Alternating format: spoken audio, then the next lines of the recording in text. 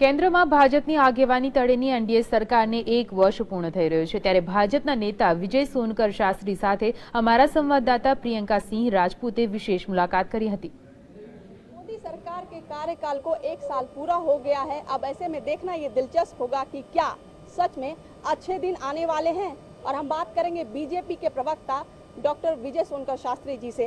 Sir, 1 साल कार्यकाल को लगभग पूरे हो जाएंगे, क्या कहना चाहेंगे आप? क्या सच में अच्छे दिन आएंगे या आने वाले हैं? अच्छे दिन तो हैं, बिल्कुल हैं।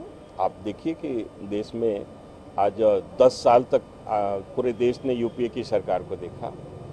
हर महीने में 2-4 घोटाले होते थे। 1 साल ये हमारी सरकार पूरा करने जा रही है।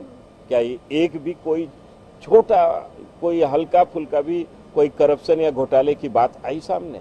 क्या इसको अच्छा दिन नहीं मानेंगे? क्या काले धन के मुद्दे पर हमारी सरकार 10 कदम आगे बढ़ी और कुछ नाम भी दिया? क्या इसको अच्छे दिन नहीं मानेंगे आप? जहां कि सुप्रीम कोर्ट के ऑर्डर के बाद भी काले धन के मुद्दे पर यूपीए सरकार 1 कदम भी आगे नहीं बढ़ती थी। आप क्या इसको अच्छे दिन नहीं मानेंगे? जहां लाखों लाख आपने करोड़ों बेरोजगार नौजवानों को रोजगार देने की बात हो रही है और मेक इन इंडिया जैसे कार्यक्रम को चलाया गया है और तमाम विदेश से भी निवेश भारत की तरफ आकर्षित किया जा रहा है और फैक्ट्रियां लगने जा रही हैं। क्या इसको अच्छे दिन नहीं कहेंगे?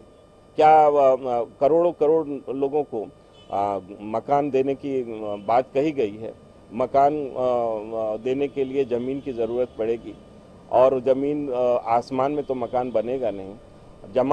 ज़मीन की जब सरकार प्रबंध करने के लिए लैंड एक्विजिशन बिल ले आ रही है और कांग्रेस उसका विरोध कर रही है, मकान आसमान में नहीं बनते, मकान तो ज़मीन पर, उसके लिए गरीबों का मकान बनाने के लिए तो मुझे ऐसा लगता है कि अच्छे दिन का एक व्यापक परिप्रेक्ष्य में शुरुआत हो चुका है। लेकिन डॉक्टर साहब, बात थी महंगाई कम करने की। महंगाई पे कुछ खासा लगाम नहीं लगा है। आज भी दाल, चावल, चीनी जो भी है उसके दाम उतने ही और बढ़ भी गए हैं। क्योंकि मैंने एक रेकी क्या एक स्टोरी की आम महिलाओं से मिली, उनका यही कहना है कि जो हमारा खर्च 1 साल पहले होता था 1000 कम, रेस्टोरेंट, पार्लर, इन सब के खर्च और बढ़ गए हैं। पेट्रोल के लगातार आप देख सकते हैं कि 15 दिन में 2 बार दाम बढ़ाए गए हैं। तो इन सब पे कैसे लगाम लगाया जाएगा? महंगाई कम नहीं हुई है। रोजगार जो देने की बात थी, बहुत सारे युवा पढ़े लिखे हैं, उनको रोजगार कब तक दिया जाएगा? महंगाई पर भी मैं आपको बतलाना चाहूँगा।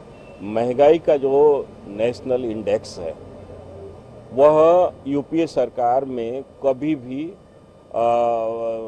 5% से कम नहीं आई। फूड पार्क आप लोग लेके आएंगे? नहीं, फूड पार्क क्यों लेकर के आएंगे?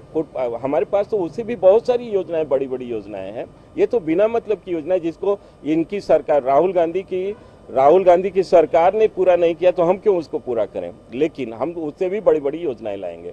इसी प्रकार अगर हम करोड़ों लोगों को आवास देने की बात करते हैं तो उसके लिए भी तो जमीन चाहिए। पर कांग्रेस के लोग गलतफहमी पैदा करके, आप जैसे इंटेलेक्चुअल का भी दिमाग खराब करके, इन लोगों ने हमारी सरकार की छवि बिगाड़ने की कोशिश की। हम बिल्कुल इससे विचलित नहीं है। हम ये प्रमाणित करेंगे कि हमारी सरकार किसानों के हितैषी है। हम करोड़ों लोगों को घर देंगे, हम करोड़ों लोगों को नौकरी देंगे और करोड़ों लोगों के बेहतरी के लिए हम काम करेंगे। हम केवल इतना ही नहीं, हम तो पेंशन बिल ले आए हैं।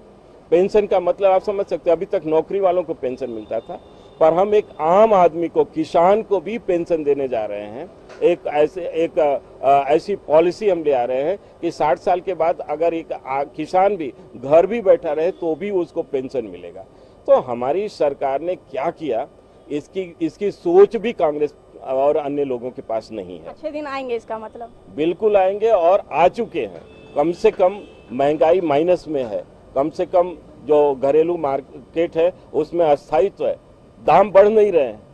और पिछले इनकी सरकार में तो ये सीजन आते ही कम से कम प्याज का दाम तो सैकड़ा पार हो जाता था, टमाटर का दाम तो सैकड़ा पार होता था। बहुत बहुत शुक्रिया हमसे बातचीत करने के लिए। जाहिर तौर पर जो मोदी जी के कार्यकाल का 1 साल है उसमें बीजेपी पूरी तरह से संतुष्ट है कि उसने अच्छे दिन लाने की भरपूर कोशिश की है। हालांकि ये सरकार 5 साल की है, ना कि 1 साल की। और ये भी बोलते हैं कि विपक्ष को कोई मुद्दा ना है, इसलिए हमें विकास के काम करने से वो लगातार रोक रहा है। हमारे पास और भी 4 साल का वक्त है, उसमें हम अच्छे दिन लाने की भरपूर कोशिश करेंगे। कैमरामैन कुणाल मेहरा के साथ